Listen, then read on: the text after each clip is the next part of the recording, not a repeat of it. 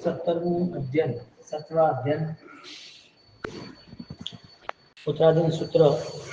उस उत्तराधीन सूत्र के अंतर्गत 17वां अध्ययन है पाप शमनीय, यानी कि साधना मार्ग में बाधक तत्व जो है उसे समझना जरूरी है। साधना के साथ बहुत सारी क्रिया इसके लिए जुड़ी है कि उसे महसूस हो कि मुझे साधना करनी है, क्योंकि क्रिया का अंतिम रिजल्ट ये था कि तुम अपनी आस्तिकता को, अपने अस्तित्व को आप करीब से पहचान सको। इसके लिए हर बाल जी को क्रिया योग दिया, लेकिन उस क्रिया योग के बाद भी ऑलरेडी वो क्रिया में भी वो समझ नहीं पाए।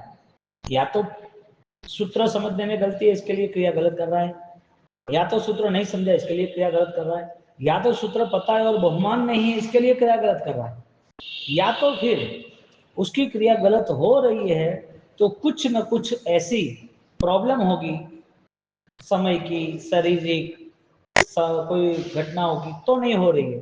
तो क्रिया के बेस पर यहाँ पर पुण्य पाप की बातें कही और पाप की बातों को लेके, विराधना की बातों को लेके यहाँ योग बताया कि इसका भी नतीजा है। तुम विराधना करो उसका नतीजा है, साधना करो उसका नतीजा है, वो कर्म का फल है। लेकिन इस कर्म के फल को कब तक निभाना है? जब तक तुम उस क्रिया पे जुड़े हो तब तक। क्रिया का निषेध नहीं किया, लेकिन क्रिया का बल ऐसा निर्मित करना जिसमें अपने अस्थि पद को, मेरे आत्म स्वरूप को मैं नजदीक से स्वीकार सकूं। अब सुबह से शाम तक हर संप्रदाय में, हर समुदाय में जो ईश्वर को मानते कुछ न कुछ क्रिया करते रहते हैं। तो वो सुबह उठ के भगवान का नाम लेना, माला गिनना, भगवान का धूप दिया करना, हर समुदाय में अलग अलग प्रकार की क्रियाएं पड़ी है, क्रियाएं हो रही। यहाँ पर क्रिया के बेस पर उस क्रिया में यदि तुम परफेक्ट नहीं हो तो वो क्रिया आपके लिए ऑलरेडी बोझ यानी कि कर्म बंधन बन जाती है।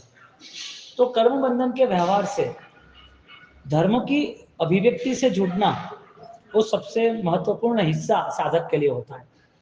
तो प्रारंभिक अवस्था में इच्छा योग बताया, प्रारंभ की अवस्था में इच्छा योग बताया और वो इच्छा योग को शास्त्र योग में ले गए। तो इच्छा योग में बाल जीव आया, शास्त्र योग में थोड़ा मध्यम जीव आया, और शास्त्र के कारण उसकी सारी क्रिया स्थिर होती रहती रही। तो क्रिया का बेस बना। इसके लिए आकर्षण जब क्रिया का होता है तो उसे इच्छा योग बोल देते हैं। वही आकर्षण शास्त्र युक्त हो जाता है, आगम युक्त हो जाता है, सिद्धांत युक्त हो जाता है, भगवान की आज्ञा युक्त हो जाता है, तब उसे सिर्फ क्रिया पर रस नहीं है, उसकी क्रिया के साथ साथ उसके परिणाम में भी बदलाव आना लगा। क्रिया के समय जो भाव थे उससे अधिक और श्रेष्ठ भाव वो शास्त्र के साथ जुड़ा तब होने लगा। तो पाप श्रमणी अध्ययन 17 जो है, उस 17वें अध्ययन के अंतर्गत यहाँ पर क्रिया में कहीं पर भी आपकी मिस्टेक हो रही है तो क्यों हो रही है वो खोजना जरूरी थी। क्योंकि जिसकी क्रिया यदि विधि सहित नहीं है तो फिर उसकी अविधि तो होनी ही होनी, या तो क्रिया नहीं होगी या तो अविधि से क्रिया होगी। यदि सही क्रिया होगी तो शास्त्र के साथ होगी और अनुभव के बेस पर उसको आनंद आएगा। तो क्रिया करने वाला उसके पास सबसे बड़ा रिजल्ट ये आया, शास्त्र सम्मत क्रिया है, इसके लिए जो करने वाला था वो इतना भाव में आ गया कि कर्तृत्व अकर्तृत्व बन गया। एक धनवान व्यक्ति पैसे कमाने के लिए इतनी मेहनत कर रहा था, इतना धन कमा लिया, अब धन कमाने के लिए उसको ज्यादा मेहनत नहीं करनी पड़ती है। महीने भर धन नहीं कमाएगा तो भी धनवान ही कहा जाएगा, क्योंकि उसने 10 साल मेहनत की है। तो 10 साल जिसने मेहनत की है और धन कमाया है, और 10 साल के बाद 1 महीना भी मेहनत नहीं कर रहा है, तो दोनों वक्त मेहनत कर रहा है और कुछ कमाए तब भी धनवान है, अब मेहनत नहीं कर रहा है फिर भी उसे धनवान कहेंगे। यहाँ पर क्रिया योग सामान्य इच्छा योग से मिला था, उस क्रिया में उसने मेहनत की, उस क्रिया के बाद शास्त्र योग आया, तो वो शास्त्र योग यानी कि क्रिया का पूरा योगदान उसके प्राणों में ऐसा छा गया, उस क्रिया में कर्तृत्व से अकर्तृत्व हो गया। क्रिया है लेकिन उस क्रिया के बेस पर अभी कर्तृत्व भाव नहीं रहा। क्यों? क्योंकि कर्तृत्व भाव यहाँ पर क्रिया पर कर्म के आधार पर रहता है। अकर्तृत्व भाव क्रिया पर अध्यात्म के आधार पर, आत्मशक्ति के आधार पर, गुण शक्ति के आधार पर रहता है। अब जो व्यक्ति कमा लिया है उसने और वापस वही मेहनत कमाने के लिए हर प्रतिदिन करे, तो मम्मन सेठ से अधिक क्या उपमा मिल सकती है। जिस व्यक्ति ने लाखों करोड़ों अरबों रुपए कमा लिए हैं 10, 15, 20 साल की मेहनत में, वापस 20 साल ऐसी ही मेहनत कर रहा है, तो उसको बेस पूछो कि क्यों अभी तुम्हारे पास ऑलरेडी 1 लाख करोड़ है, दूसरे 1 लाख करोड़ की इतनी मेहनत, तो क्या हाँ, तो इतनी मेहनत अभी नहीं करनी थी, क्योंकि जितने भी मेहनत की है उससे उसका एक बेस तैयार हो गया है, उसकी प्रैक्टिस के उसका मैनेजमेंट तैयार हो गया है, उसके डिसीजन से ऑटो सिस्टम तैयार हो गया है, तो फिर अब उससे 20 साल वापस मेहनत करनी पड़ेगी। क्रिया योग में वो कर्म के साथ जुड़ा था प्रारंभिक अवस्था में, इच्छा योग के कारण कुछ उपदेश मिला तो जुड़ गया, जुड़ते जुड़ते उसकी इतनी अच्छी क्रिया और भाव की रमणता आने लगी कि अब उसके पास क्रिया सहज बन गई है। क्रिया के लिए कोई जबरदस्ती, कोई नीति नियम का बोझ नहीं बनता है, नीति नियम का मालिक बन जाता है। व्रत पचकान की इच्छाएं सारे अरिहंत की इच्छाओं से जुड़ जाती है। अब ऐसी भावनाओं के साथ यहाँ पाप समणे अध्ययन, यानी कि इच्छा और शास्त्र रहित जो भी क्रिया हो रही है, जो क्रिया हो रही थी उसमें भी मिस्टेक्स हो गई है, तो इसका मतलब ये हुआ कि ये पाप का अनुबंध कराता है। तो पाप क्रिया नहीं समझना, यहाँ पर पाप अनुबंध यानी भवांतर में उसको उस क्रिया के इंसल्ट के कारण, अपमान के कारण, क्रिया के दोष के कारण वो अब धर्म करने के लिए योग्य सामग्री नहीं मिलेगी, योग्यता नहीं मिलेगी। जिस जिस चीज का उसने दुरुपयोग किया वो सारी चीजें उससे दूर हो जाएगी। दुरुपयोग दूर हो गया, पैसा का दुरुपयोग करता है तो पाप उदय होता है, लेकिन पैसे के दुरुपयोग में वो दुखी होता है। क्योंकि एक जुआरी सुखी नहीं है, एक जुआरी उसके पास 100 करोड़ होगा ना तो भी उसे नींद नहीं आती, कभी भी चला जाएगा, कभी भी लूटपाट होने वाली है। Short time incoming, fast outgoing, और नियम है। मेहनत और पुरुषार्थ से उसको ऑलरेडी मीठी नींद और मीठी भूख दोनों लगती है। तो यहाँ पर जैसे इस क्रिया का इंसल्ट हुआ ना, तो इसका मतलब वो क्रिया का हकदार नहीं बनेगा। तो जो क्रिया से उन्होंने अज्ञान के कारण आसाधना की, अज्ञान के कारण क्रियाओं में जो जो भी इश्यू खुद ने खड़े किए, अब क्रिया का न भाव आएगा, न क्रिया के लिए उसे कोई अनुकूल पुण्य भी मिलेगा। इसके लिए सामयिक करने वाला यदि वो सामयिक करते माला गिनते सो गया, इसका मतलब वो आसाधना का भागीदार बन गया। तो कि नहीं करना, नहीं करना, सोने के लिए सामयिक थोड़ी है। 28 मिनट का थोड़ा सामयिक था तो उसमें ध्यान करना था, ये तो सामान्य क्रिया की बात थी। लेकिन सामयिक भी यदि 1 घंटा भी यदि आप एकाग्रता से बैठते हो तो तुम्हें ध्यान किसका करना था? तुम्हें ध्यान करना था सच्चाई योग का, सत्य का। तुम्हारी आत्म चेतना का विकास कैसे हो सकता है उस बेस पे आगे बढ़ना था। तो विधि का प्रयोग, विधान उसके लिए विशिष्ट साबित हुआ, क्योंकि वो पाप के बंध अनुबंध से मुक्त होना चाहता है दोनों तरफ। तो क्रिया मार्ग पर उसको यदि महसूस होता है कि उपकारी है, तो उसे महसूस होना इसका मतलब बहुमान होना, और बहुमान से आगे अधिक जाना इसका मतलब उस बहुमान का जो परिणाम है, उस बहुमान का जो अंतिम रिजल्ट है, वो उसे पूजनीय बना देता है। बहुमान पूजनीय का होता है, बहुमान की गति पूज्यता तक ले जाती है। इसके लिए भगवान को हमें पूर्ण श्रद्धा से स्वीकारना है, नहीं देखा है फिर भी मूर्ति में हम भगवान देख रहे हैं, उससे भी उसका विशिष्ट रूप है। जिस भगवान की हम उपासना क्रिया मार्ग से कर रहे हैं, उससे भी अधिक उनकी भाव दशा है। जिस परमात्मा को हम अपने जहन में ध्यान से, आराधना से हम स्वीकार कर उनकी भक्ति कर रहे हैं, ये सारी चीजों के पार उससे भी विशिष्ट उसकी दर्शन ज्ञान चारित्र की उजास की स्वरूप की स्थिति है, जो मुझे दे सकते हैं, जो मेरे में है मुझे मिल सकती है। अब भगवान एक जगह पर उनकी विधि हमारे लिए उपकारी साबित हुई बहुमान भाव से, और परिणाम आया उस बहुमान भाव में आपको ही भगवान बना दिया।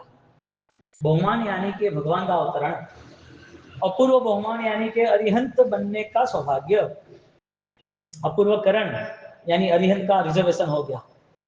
मुक्ति का रिजर्वेशन हो गया अपूर्वकरण के नाम पर। क्यों भाई? क्योंकि जितने भी भाव थे संसार लक्षी, उसका निरीक्षण करता है, उस संसार की स्थिति को देखकर वो निर्णय भी करता है, उस निर्णय पर वो खरा उतरता, स्थिर रहता है कि क्या वजह थी कि मैंने ऑलरेडी इस चीज को स्वीकारा, बाह्य भाव को स्वीकारा, गलत आदतों को स्वीकारा, वजह क्या थी?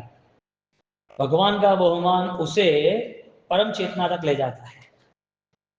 भगवान मंदिर में हाजिर होते, जब दिल में मन मंदिर में हाजिर होते हैं तो उसे गलतियों का एहसास होता है।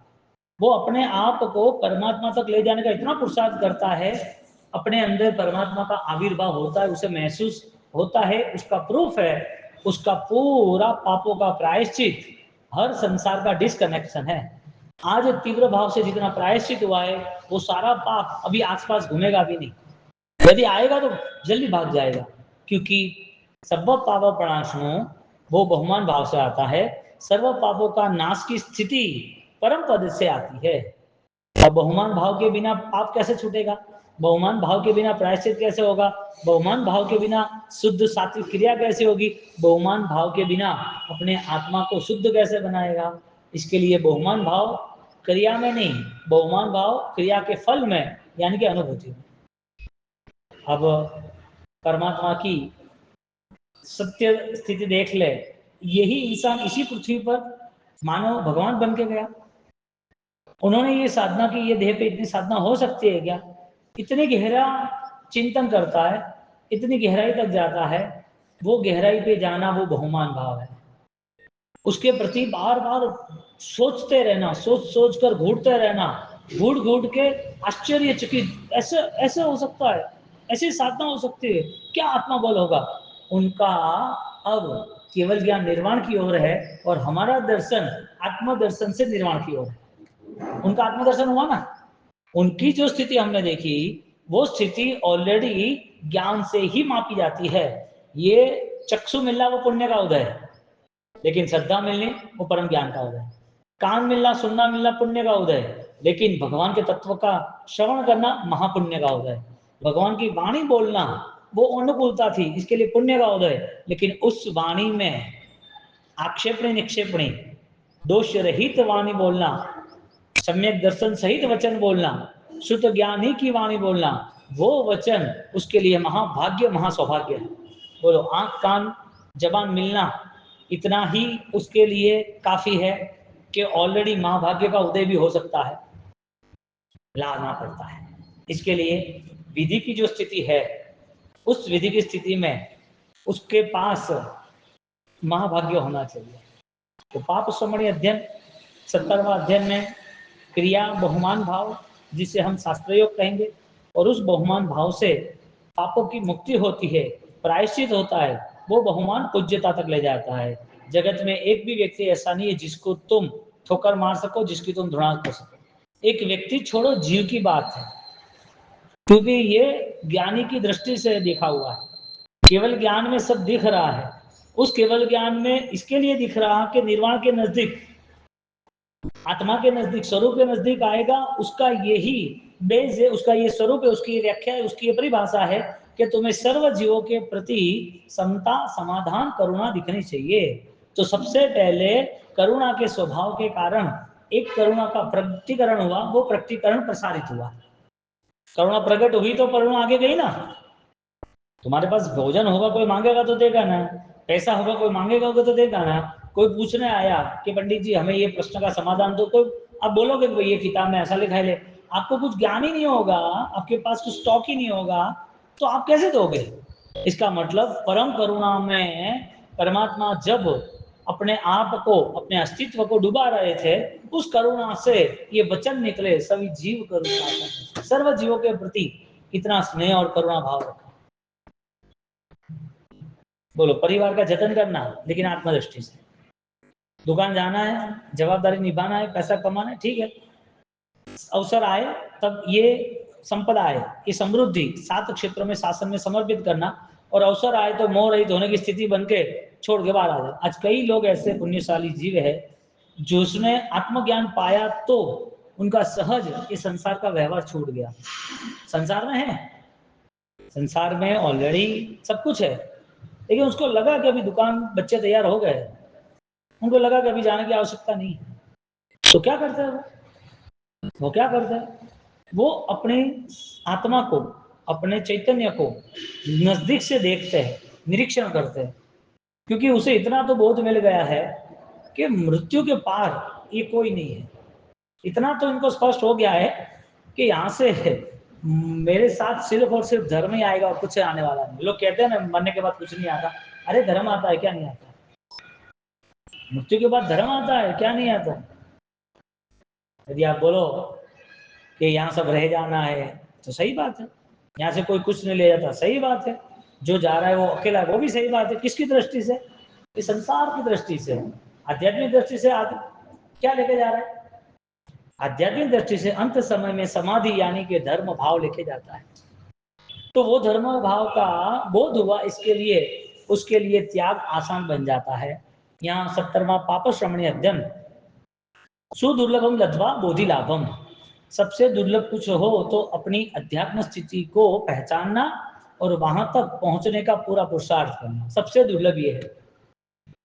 आप एक दिन चेक करें कि किसी की बात हमने गलत नहीं की, या एक दिन ऐसा चेक करें कि उस चीजों के प्रति मेरा आकर्षण बढ़ रहा है जो नहीं बढ़ना चाहिए, उद्गल के प्रति। एक दिन प्रैक्टिस करते करते एक दिन आएगा, लेकिन ये लक्ष्य तो बनना चाहिए ना कि जितनी भी मेरे आसपास घटना घट रही है, मुझे सुबह से शाम तक जो भी प्रवृत्ति क्रिया कर रही है, उस प्रवृत्ति क्रिया में मैं एडवांस मेरा मन वहां नहीं जोड़ूंगा। खाना 12-1 बजे खाना है तो 12:30 बजे डिमांड नहीं रहेगी। दुकान पे बैठा है, 6 बज गए, 6 बजे तक अभी तक कोई कस्टमर आया नहीं, वो डिमांड नहीं रहेगी। पेमेंट 40-50 बाकी है और 40-50 में 10 आए, 20 बाकी है, तो 20 का टाइम बाकी, अभी सोचने की जरूरत नहीं है। बीमारी हुई है और बीमारी के कारण ऑलरेडी डॉक्टर को बुलाया, डॉक्टर नहीं आया है, तो डॉक्टर 2 बजे आने वाला था, 3 बज गया, तो 2 बजे के पहले 1-1:30 बजे से मुझे अलर्ट रहना, या 2 बजे के बाद भी नहीं आया तो डिस्टर्ब होना, ये सारी कंडीशन उद्गल रहित ऑलरेडी मन शुद्धि की है। मैं सहज बन गया, मुझे अभी इफेक्ट ही नहीं हो रही, रिएक्शन ही नहीं आ रहा है। क्यों भाई? मान लिया है कि श्रद्धा दुर्लभ है। कौन सी श्रद्धा? मन को अशांत नहीं रखना, संकलित चित्त नहीं रखना, मन में पुद्गलों को आश्रय नहीं देना, ऐसी भावना को मन शुद्धि कहते हैं। लेकिन उससे आगे जो अनासक्त भाव है उसे दुर्लभ बोधि कहते हैं। बोलो अभी तुम जो कुछ देख रहे हो उसमें ज्ञान जुड़ जाए तो आप व्यक्ति को नहीं देखोगे, व्यक्ति की प्रवृत्ति को नहीं देखोगे, व्यक्ति के रूप, ज्ञान रूप है, पैसा है, मान सम्मान है, उनकी कोई शक्ति है, वो कुछ नहीं देखोगे, आप उसके साथ उसकी आत्मा को देखोगे। इतना बड़ा फासला हो गया। जो पिताजी बेटा देख रहा है, वो बेटा देखेगा तो उसे पता चलेगा कि नहीं चलेगा, उसकी दुर्गति होगी या सदगति होगी? आत्मा देखेगा तो पता चलेगा ना आगे कहाँ जाएगा। जो पुत्र अपने पिताजी को देख रहा है, वो पुत्र, पिताजी के 60-70 साल हो गए, 80 साल हो गए, तो उस पुत्र की जवाबदारी क्या बनती है? संस्कार दिए हैं तो बोलेंगे कि पिताजी अब ये सब चीज़ों से हम फ्री हो जाओ, हम जिम्मेदारी निभा लेंगे, अब आपकी आत्मा साधना अच्छी से अच्छी करो, ज़्यादा से ज़्यादा करो। 3, 4, 5, 10 साल 75 के बाद वो पुत्र उनको बैलेंस में लाएगा। वो बोलेगा कि इतना समय हो गया है और इतने समय से आपने बहुत सारी जिम्मेदारी निभाई, अब अपना करो, ठीक है। उनको महसूस कराते हैं कि धर्म सर्वस्व है, और वो महसूस के कारण उसको फ्री करते हैं। आत्मा देखी, इसके लिए कहा ना पिताजी आप कोई सोचो मत, आपको जब भी जो भाव हो, आपको जहाँ लाभ लेना हो, आपको लगे कि मुझे पशु पक्षियों को दाना खिलाना है, मुझे कुत्तों को रोटियां खिलानी, मुझे गरीबी अनाथ आश्रम से दान देना है, भोजन कराना है, तुम्हें जो इच्छा तुम कर, पैसे की कोई चिंता मत करना, कहाँ से लाए, कैसे लाओगे, क्या किया, कोई चिंता नहीं। बेटा सामने से यदि ये कह रहा है तो उनको अपना परलोक, परमलोक, निर्मोह अवस्था उनको तय करनी चाहिए। लेकिन बोले कि तू बेटी को कितना देगा, तो बहू को कितना देगा, तुम्हारे लिए क्या है, अब ये सारी चिंता व्यर्थ है। अब लब्धवा यानी कि सम्यक दर्शन बहुत दुर्लभ है, वो पुद्गलों से मुक्त होने का पुरुषार्थ करता है। सुदुर्लभम लब्धवा बोधि लाभम, बरोबर। तो पहले यहाँ पर बेस तैयार किया कि इच्छा योग शास्त्र योग क्या है, यहाँ बेस तैयार किया कि तुम्हारी सोच इस श्लोक की है या आगे भी आत्मा जा रही है, क्या लेके जा रही है। यहाँ पर बेस तैयार किया कि तुम्हारा जो अस्तित्व है, सुलभ जो तुम्हें मिला है, वो सुलभ नहीं है, बहुत दुर्लभ है। क्यों? क्योंकि इसी अवसर में श्रेष्ठ सम्यक दर्शन, श्रेष्ठ श्रद्धा, श्रेष्ठ अध्यात्म की पूर्णाहुति यानी कि मुक्ति की यात्रा होती है। धर्म सुत्वा विनयपन्न, धर्म की भावना से, धर्म की श्रवण की शक्तियों से, श्रद्धा से वो अपने आत्मा का विनय, अपने आत्मा का बहुमान करता है। निद्राशील प्रकमासम भुक्त्वा, जो अभी यहाँ कहते हैं कि साधक है ना, वो निद्रा लेता है, ज्यादा भोजन करता है, तो अपनी साधना से दूर हो जाता है, क्योंकि उसका मन भोजन, उसका मन शरीर, उसका मन आराम, वो सारी चीजों में जाती है। लेकिन वो यदि भोजन मन में रखता है तो भी दुखी होता है। तपस्वी है लेकिन भोजन मन में रखता है। हे तपस्वी, खुद वर्षी तप कर रहा है, 500 अम्बिल कर रहा है, और दूसरे को बताता है तू 3 टाइम खा रहा है। अरे तुझे उसका खाना दिख रहा है, इसका लिए उसका भोजन भी तेरे दिमाग में है। दोष दृष्टि के कारण वो भोजन द्रव्य छोड़ सकता है लेकिन मन से नहीं छोड़ सकता। नहीं, तपस्या से तो मन से छोड़ा ना, नहीं, देह से छोड़ा, क्योंकि तुम्हारा भोजन अनहारी पद की अवस्था के कारण हुआ है, और तुम्हारा अनहार अनाहार यानी मुक्त, तो हर चीज से मुक्त हो सकता है ना। अब किसी के दोषों से भी तो जुड़ गया, तो ऐसा तेरा पचखान त्याग क्या काम का। करगड़ू मुनि की यदि उन्होंने ईर्षा निंदा की तो करगड़ू मुनि आगे निकल गया, वो रह गए। इसके लिए निद्रा है, निद्राशील प्रकामशः भुक्त्वा, साधक निद्रा और भोजन से, उनके भावों से मुक्त होता है। तो जो सो गया तो क्या साधक नहीं है क्या? या पाप संवरणीय को व्याख्या की कि अधिक निद्रा अधिक भोजन उसके लिए पापकारी बनता है, सही बात है। अधिक भोजन रोग लाता है, रोग लाता है, क्रिया नहीं होती है। अधिक भोजन से वो निद्रा आती है, आलसू बन जाता है। अधिक भोजन के कारण उसका समय साधना में नहीं जाता है। अधिक भोजन के कारण, भोजन का मन होने के कारण अब भोजन की चर्चा रहेगी, उस भोजन के आगे पीछे उसे रहना पड़ेगा। अब उसकी स्थिति क्या बन गई? साधना में से वो खत्म हो गया। इसके लिए ज्ञानी ने कहा, निद्रा हो या भोजन हो, असुप्तम नहीं, अभुक्तम नहीं। असुप्ता, साधक सोता है देह से, मन से नहीं। परमार्थिन जागृत नहीं योगी न, गीता का श्लोक है ना, यश्य जागृत न योगी न, जागृत रहता है योगी। क्यों? जैसे जैसे पूरा संसार सो जाता है ऐसे वो साधना में और आसक्त होता है, मस्त होता है। यहाँ उत्तराधीन सूत्र में असुप्ता मुनि ऐसी व्याख्या बताई कि मुनि सोता नहीं है तो क्या 24 घंटे जग रहेगा? नहीं, उसका देह सो गया है, उसका मन तो जगा हुआ है। इसके लिए मन के परिणाम में कई बार आप देखोगे तो आपको दिव्य दिव्य ऐसे सपने आएंगे, भगवान के, गुरु महाराज के, क्रिया के, भाव के, तीर्थ यात्रा के परिणाम इतने सात्विक हो जाएंगे, क्योंकि शाम को सोते पहले उन्होंने सोच ही अध्यात्म की, आत्मधर्म की बना दी। इसके लिए निद्रा, निद्रा शरीर की, आत्मा की, भोजन, भोजन शरीर का, आत्मा का नहीं।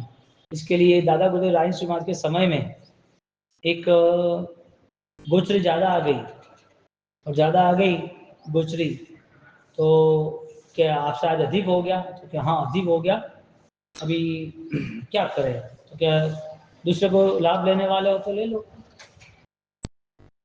तो क्या देखते देखते ऐसा करते चर्चा विचारणा कर रहे थे, तो उसी बीच में तपस्वी जिसके मासिक समय था, उसका 27वां उपवास था, उसको बोला कि गोची कर लो। अधिक, ज्यादा अधिक थे। उपवास के समय पर भी उनको भोजन कराना, यानी कि भोजन रहित होना। वरना 27वां उपवास में कोई भोजन करता है, कितने डरते हैं, मगरो पानी पीना ने और लेना, धीरे धीरे हले हले, कितना डिस्टर्ब हो जाता है खाली पाना में। क्योंकि भोजन छोड़ना वो तब मान लिया, इसके लिए अब भोजन ऐसा करना कि अभी तबीयत बिगड़े नहीं, यानी कि शरीर को ही वापिस पाना मान लिया है ना। अनहारी पद की उपासना की होती तो उसका बल विशिष्ट हो जाता, उसको ये इश्यू नहीं आते।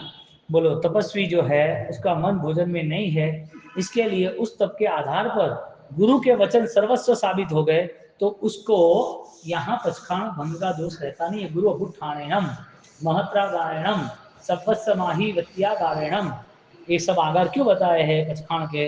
ये आगार बताए है व्यवस्था की महिमा के लिए। और ऐसा कई बार हुआ, कई बार हुआ है, और ऐसी कैपेसिटी होनी चाहिए। भोजन नहीं मिले तो तपो वृद्धि, भोजन मिल जाए तो चारित्र वृद्धि। भोजन मिल गया ठीक है आराधना कर लेंगे, नहीं मिला तो भी आराधना में तो ही क्या फर्क पड़ा। भोजन इंपोर्टेंस नहीं था, शरीर है चलाना पड़ता लेना पड़ता ठीक है, लेकिन उसमें विवेक बताया। आचार्य उपाध्याय श्रुतम विनय च ग्राहित, उपकारियों का उपकार वो स्वीकार रहा है। अप्रति पूजक स्तब्ध पाप समय उच्यते, जो पूजनीय है उपकारी है उसके प्रति दुर्भावना रखनी, जिसने उपकार किया है उसका बदला नहीं चुकाना, जिसने उपकार किया है उनकी सेवा का भाव नहीं रखना, ये सब पाप का कारण है। वो कितना नीचे गिर गया होगा कि उसके उपकारी को भी भूल गया। और ऐसा होता है संसार में, एक व्यक्ति वो किसी को हेल्प करता है पैसे की, या पढ़ाता लिखाता है या बिजनेस के लिए है, संसार की बात है। अब वो आदमी आगे चल गया, इतना अभिमान में आ गया है, जिसने उसको हेल्प की थी वो सामने मिलता है ना तो रिस्पेक्ट नहीं करता। हालांकि क्या होना चाहिए, वो बड़े थे वो छोटा था तुझे हेल्प की तो उसका सम्मान करना चाहिए, तुमसे ज्यादा बड़े हो तो उसके पैर भी छूने चाहिए। तो बड़ा है उसकी वजह कौन है, किसी ने हेल्प की तो हेल्प नहीं की उसने। लेकिन आज ऐसी कई कंडीशन आती है कि जब दुख आता है परेशानी आती है तब दर दर भटकते हैं, और किसी का उपकार कि इसने मुझे दुख बार, संसार ऐसा मानता है, इसके लिए अध्यात्म की बात तो नहीं आती, संसार ऐसा मानता है कि इसने दुख दूर किया है उसने सहायता की है तो वो उपकारी को कभी कभी नहीं भूलना चाहिए। इसके जगह पर खुद पावर में आ गया है क्योंकि मुझे क्या लेना है, ऊपर से निंदा करता है ईर्षा करता है। अप्रमज्यम यानी कि ऐसा पापकारी जीवन है जो उपकारियों का उपकार न माने और अहंकारी बन जाए। असंयत हुआ ना ऐसा, गौशाला में क्या किया, शास्त्र दृष्टांत है ना गौशाला का। हाँ, असंयत संयतम मन्यमानम प्राप्त समय उच्यते, जो स्वयं असंयत है और खुद को संयमी मानता है। शास्त्रकारों ने 3 वर्णन बताए, पहलो साधु, बीजो वर्षावक, तीजो संगीत पाक्षिक दी, ये त्रोणे जिन मार्ग मा गया। पहला श्रेष्ठ साधक जो होता है अपनी साधना में एकाकार रहता है वो पूजनीय है। श्रावक है 12 व्रतधारी है वो भी पूजनीय है। पहले बंधक आता है, सेकंड पूजक आता है, थर्ड जो साधक साधना नहीं कर सकता है लेकिन साधना का भाव बहुत विशिष्ट है, अपने जीवन में पाप हो रहे हैं, संयमित नहीं है, त्यागी नहीं है, कोई उसे त्यागी बोल देगा यार तुम्हारा त्याग तो बहुत बड़े, नहीं नहीं मैं हमारा में ऐसा क्या है, हमें कुछ नहीं है भाई, हम तो मिट्टी है, कोई लेना देना। अपने आप को लघुता पर ले जाता है ज्ञानी, उसको प्रभुता में ला देते हैं। जो माया से में लघुता में जाता है तो माया उसको लघु ही रखता है। कभी किसी को बड़ा बनना है तो माया से बोलता है नहीं नहीं हमारा में कुछ नहीं है, हम तो कुछ भी नहीं, हमने कोई दान नहीं दिया, हम तो दान नहीं दिया, वो बातें उसको बड़ी बना देती है। उसको पता चल गया कि यार सॉरी बोलेंगे ना तो सब सेटलमेंट हो जाएगा। मन में तो अहंकार है, मन में तो और माया छिपी हुई है। तो ये बात नहीं करते कि तुम्हारी लघुता ये तुम्हें प्रभुता देगी, कौन सी लघुता, वास्तविक तुम्हारे हृदय से तुम्हें भाव नहीं है कि भाई नहीं मुझे आप इतना सम्मान मत दो, मैं इसके योग्य ही नहीं हूँ। इसी तरह असंयत संयत मानव मन्य मानव, ऐसे वो अपने को संयमी माने, जो गुण नहीं और गुणवान माने वो अपराध है। अप्रमार्जम आरोहति पाप श्रमेति उच्यते, जो दृष्टि पड़ी लेना पहले आती है फिर प्रमार्जना आती है, यानी कि रजोहंस से प्रमाद, तो पहले देखना है, यानी कि वो दूसरे जीवों के प्रति करुणा रखेगा तो प्रमार्जन करेगा, ऐसा प्रमार्जन न करना वो पाप शमनीय है। अल लंघनम च चंड च पाप शमिति उच्यते, खुद के मन में अहंकार होने के कारण कोई पढ़ा लिखा नहीं है, कोई पापी है, कोई अपराधी है, ऐसे लोगों के प्रति द्रोणा करता है, ऐसे लोगों के प्रति गलत करता है। प्रतिलेखना अनायुक्त पाप शमनिति उच्यते, जो स्वयं की सर्व उपाधि, जो स्वयं की सर्व उपाधि यानी कि प्रतिलेखना वगैरह, जो विधि सहित प्रतिलेखना, स्टार्टिंग में हमने कहा ना कि सारी क्रियाएं उसको अवेयरनेस के लिए है, सारी क्रियाएं कि भाई तुम कौन हो इस क्रिया के बाद। अब जम्बू कुमार का पूर्व भव भवदेव, और उस भवदेव की तरह वो क्रिया तो कर रहे थे लेकिन क्रिया का बल नहीं मिला। गुरु परिभाव को नित्यम पापक समिति उच्यते, जो अपने गुरु का ही द्वेष करता है, उपकारी को उपकार नहीं मानता है, वो उपकारी को उपकार न मानने के कारण वो पाप समय बन जाता है। बहुमाई प्रमुख दरह स्तब्धो लुब्धो अनिग्रह, अति माया बहुमायावी, हाँ तो माया के कारण अच्छा मीठा बोल सकता है, अच्छा दिखावा कर सकता है, लोगों में ऐसा है कि अच्छा है। और आज के ज्यादातर जो लोग बड़े बनते हैं उसको पता है कि लोगों को चक्कर में डालना है, घुमाना है, तो उसको गोल गोल बात करनी पड़ेगी, अलग अलग बातें करनी पड़ेगी, मीठा मीठा बोलना पड़ेगा, है मन में तो जहर है और सामने मीठा बोल रहे क्या, आप तो बहुत अच्छा, आपने तो बहुत अच्छा काम किया, आप जैसा तो कोई नहीं। और जैसा वो चला गया तो क्या पापी आदमी है, अभी करे क्या, बोलना तो पड़ता है। सेठ है लेकिन उसके वहां सर्विस करने के बाद भी उनका गलत बोल देते। तो कहने का मतलब उपकारियों का गलत बोलना मायावी जो है वो पापी यानी के पाप समय है। बहुमायी प्रमुख स्तब्धो लुब्ध यति मायावी अति वाचाल अहंकारी लोभी इंद्रिय संक्लेश ज्ञान की सेवा न करने वाला गुरु के प्रति ध्यान न रखने वाला प्रीति न करने वाला पाप श्रमणी है। वेद गृहे कलेह रक्त प्राप्त समणीय, जो अपने उपकरणों को विद गृह कलेह क्लेश के कारण उपयोग करता है, यानी उपकरणों में रक्त होता है वो क्लेश बन जाता है। मेरा ये आसन, मेरी ये माला, मेरी ये जगह, अरे तेरे उपकरणों के पीछे तू ऑलरेडी इतना दीवाना हो गया, तूने सब कुछ माया छोड़ दी, इस माया में कहाँ फंसा। रत्नाकर 25 क्यों बनी, जो रत्न की माला थी उनका इतना राग था वो छोड़ ही नहीं सकते थे, और जब सत्य बताया तो लगा अरे रे क्या हो गया। फिर वो पूरी माला का चूरा कर दिया कि इसका मुझे राग खत्म करना, क्या करना। चूरा करने के बाद भी मायावी रागी व्यक्ति की कोई भी चीज, मायावी लोभी व्यक्ति की कोई भी चीज आपको परेशान करती है, वो दान भी दे तो भी नहीं लेना।